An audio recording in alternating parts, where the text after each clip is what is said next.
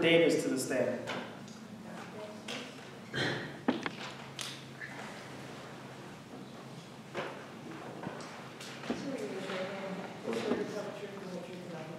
Absolutely. TC Sample for the defense. May I proceed? Yes. Good afternoon. Good afternoon. Please introduce yourself to the members of the jury, spelling your last name for the record. Hello, my name is Dr. Leighton Davis. Davis is spelled D-A-V-I-S. What do you do for a living? Well, I'm currently an election fraud advisor, and I'm also a professor of election law at the University of Georgia. What is your educational background? Well, I have a bachelor's degree in political science from the Indiana University of Pennsylvania, a law degree from Wake Forest University Law School, and a PhD in quantitative methods from the University of Kentucky. What experience do you have in your field, Doctor? Well, for the past 10 years, I've been focusing a lot on election fraud and election law. In that time, I've authored a number of textbooks, articles, and I've also served as an election fraud advisor for the United States Senate. Turning your attention to today's case, how are you involved? Well, I was approached by the Truman City Council to conduct an independent audit on the circumstances revolving around the 2015 mayoral campaign. At first, I was quite excited. Thought it might be maybe an infraction, a misuse of the First Amendment, maybe a slander case, but in the end, it just turned out to be fraud. For your work in today's case, did you have sufficient facts and data? Absolutely. I was provided with a number of exhibits that went hand in hand with the fraud, as well as personal interviews that I was able to conduct. I also had access to all of the public voting records. Did you use reliable principles and methods? Yes. We used a lot of effect on population size and assumptions of critical data. These are key quantitative method techniques. Did you employ these methods reliably to the facts of today's case? Absolutely. In my line of thinking, I teach them, so I better use them. How did you begin? Well, I began by conducting interviews with residents of District 12. I solely interviewed residents of District 12 because it was the only district that had alleged receiving misinformation about the 2015 election. What did you learn from all the interviews? Well, I learned that the residents had been misinformed of their voting rights in March of 2015. How so? Well, of the 226 interviews that I conducted, I found that 138 individuals had received information talking about home ownership requirements, education requirements, and arrest requirements.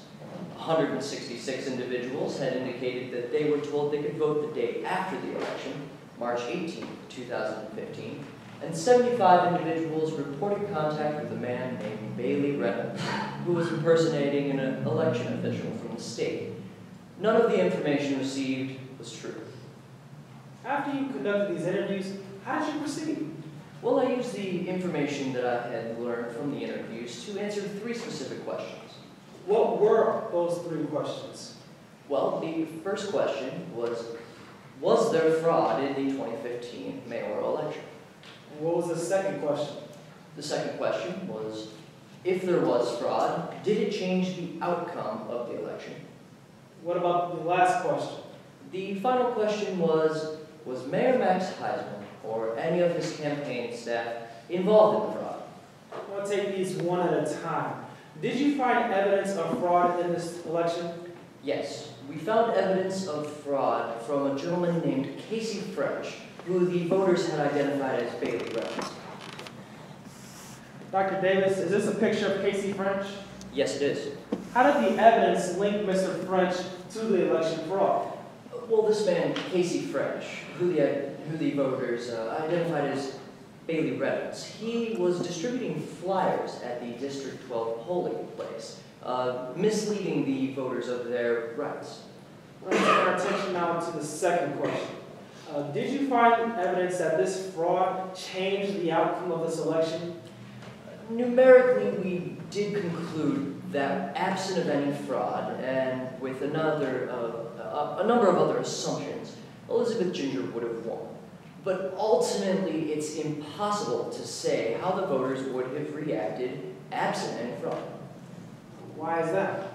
Well, the question in this election involves votes not cast. And when voters don't vote, both candidates end up losing. I want to turn our attention now to the last question. Did you find a connection between Mayor Heisman and the fraud that was occurring in this election?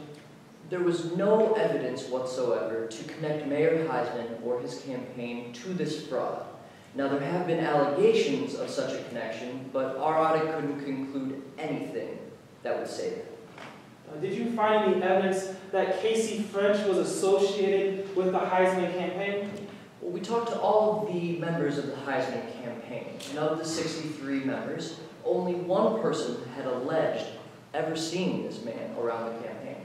Who was the one individual who alleged Casey French's affiliation with the Heisman campaign?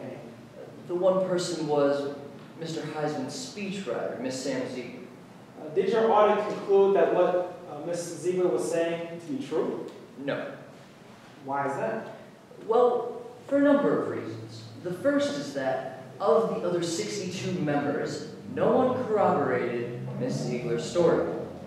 On top of that, while interviewing Ms. Ziegler, she seemed extremely livid about not being rehired after the campaign took place. So we had to view her comments with extreme skepticism. Were you able to come to a conclusion regarding the circumstances of this election? Yes. What is that conclusion?